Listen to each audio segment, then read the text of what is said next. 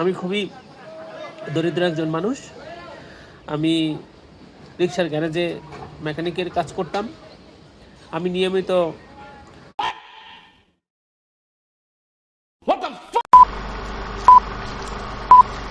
This is Advocate Limon with latest update on Ramisa's murder case. রামিসার মামলার যে আসামি সোহেল, সে jail থেকে আপিল করেছে। 7 দিনের মধ্যে আপিল করতে হয়। সেই নিয়ম অনুসারেই সে আপিলটা সাবমিট করেছে জেল থেকে। জেল আপিল বলা এটাকে। ফৌজদারি কার্যবিধির 420 ধারার অধীনে সে আপিলটা সাবমিট করেছে। তো আপিলে সে কিছু গ্রাউন্ড উল্লেখ করেছে। আপিল যখন সাবমিট করতে হয় তখন আপিলে কিছু গ্রাউন্ড উল্লেখ করতে হয় যে কী গ্রাউন্ডে সে আপিল চাচ্ছে।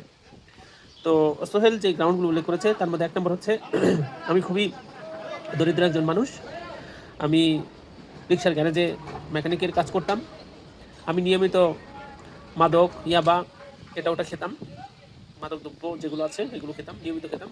ফলে আমার মানসিক অবস্থা সবসময় খারাপ থাকতো। আর টাকা পয়সা খুবই কম থাকার কারণে ফ্যামিলির মধ্যে তার সবসময় একটা ঝগড়া বিবাদ লেগে থাকতো। ফলে যখন সে এই কাজটা করেছে, এই কাণ্ডটা করেছে, তখন তার মানসিক অবস্থা স্থির ছিল না। সে জানেই না যে সে কী করেছে আর কি। এই ধরনের বক্তব্যের মূল ব্যাপারটা হচ্ছে এরকম যে আমি ব্যাপারটা বুঝতেই পারিনি যে আমি কী করে ফেললাম।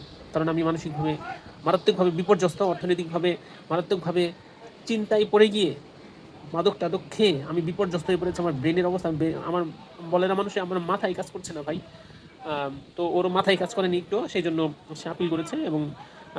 এবং যেহেতু তার একটি ছেলে আছে, ছেলেটির আবার দেখাশোনা করতে হবে, এসব কারণ দেখিয়ে সে আপিলটা সাবমিট করেছে এবং লাস্টে বলেছে আমি ক্ষমা প্রার্থনা করছি, আমাকে দয়া করে ক্ষমা করে দেন।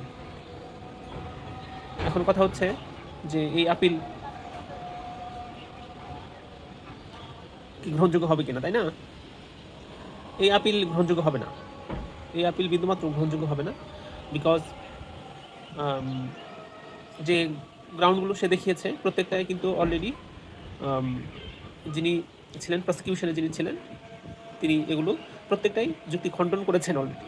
তো ওই খণ্ডনগুলো আবার করলেই এই আপিলটা রিজেক্ট হয়ে যাওয়ার কথা আপিল। হ্যাঁ, তো আশা করা যায় যে এটা এই আপিল গ্রহণযোগ্য হবে না। 7 দিনের মধ্যে আপিলটা করা দরকার, এই জন্য সে করেছে formalities to maintain the formalities of the court, এই আর কি। বাকিটা আদালত দেখবে, কোর্ট দেখবে, জাজ দেখবে যে তিনি কি ভালো বোঝেন। তিনি যেটা ভালো বোঝেন সেটাই সবচেয়ে সেটাই সেই তার উপর ভিত্তি করেই তিনি তার জাজমেন্টটা দেবেন।